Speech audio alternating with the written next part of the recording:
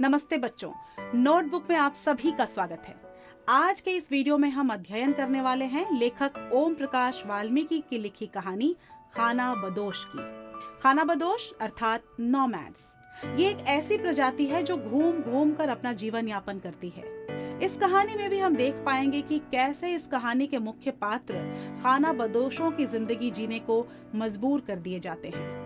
इस कहानी में मजदूरों के दयनीय और शोषित जीवन को चित्रित किया गया है। मजदूर वर्ग के लोग जब ईमानदारी से परिश्रम करके जीवन जीना चाहते हैं तो सूबे सिंह जैसे समृद्ध और ताकतवर लोग उन्हें जीने नहीं देते। यह कहानी हमें इस बात का एहसास भी दिलाती है कि आज भी मजदूर वर्ग समाज की जातिवादी मानसिकता से उबर नहीं पाया है। कहानी के विस्तृत अध्ययन से पहले हम लेखक के विषय में संक्षिप्त जानकारी प्राप्त करेंगे। लेखक ओम प्रकाश वाल्मीकि का जन्म उत्तर प्रदेश के एक जिले मुजफ्फरपुर नगर के बरला में हुआ था। इन्हें अपने अध्ययन के समय अनेक आर्थिक, सामाजिक और मानसिक कष्ट झेलने पड़े। लेखक कुछ समय महाराष्ट्र में रहे, जहां उन्हें दलित लेखकों का साथ मिला। उनकी प्रेरणा पर उन्होंने डॉक्टर भीमराव अंबेडकर की रचनाओं का अध्ययन किया।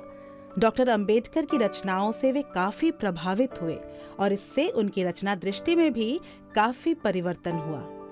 हिंदी दलित साहित्य में इनका बहुत बड़ा योगदान है।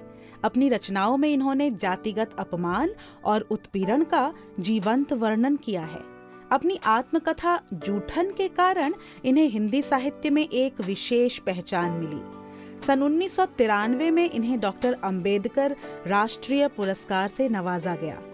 आइए आरंभ करते हैं पाठ का विस्तार पूर्ण अध्ययन। सुकिया के हाथ की पथी कच्ची ईंटें पकने के लिए भट्टे में लगाई जा रही थी।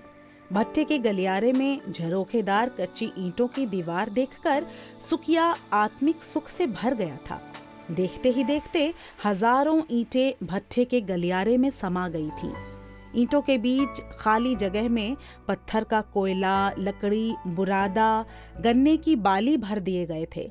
असगर ठेकेदार ने हर चीज तरतीब से अपने निगरानी में लगवाई थी। आग लगाने से पहले भट्टा मालिक मुख्तार सिंह ने एक एक चीज का मुआयना किया था।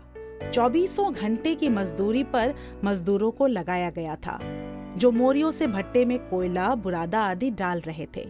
मोरी पर काम करना भट्टे का सबसे खतरनाक काम था।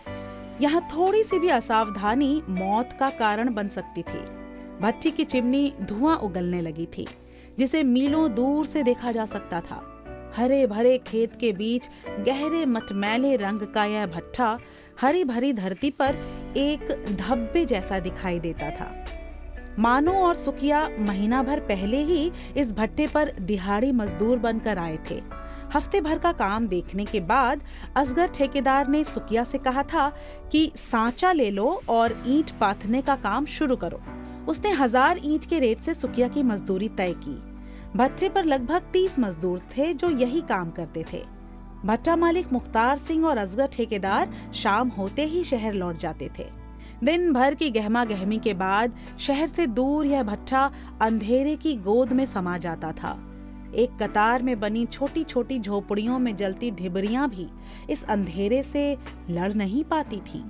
इन झोपड़ियों में रहने वालों को झुककर घुसना पड़ता था, झुके झुके ही बाहर आना होता था।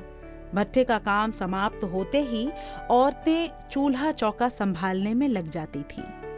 अतः हम देख पाते हैं कि सुकिया जैसे कितने ही मजदूर परिवार झुग्गे में अपना जीवन बिताने के लिए मजबूर रहते हैं। वे विस्थापित होकर जहां जाते हैं वहां उन्हें बहुत कम संसाधनों के साथ गुजारा करना पड़ता है। इस वीडियो में इतना ही। हमारा अगला वीडियो जरूर देखिए।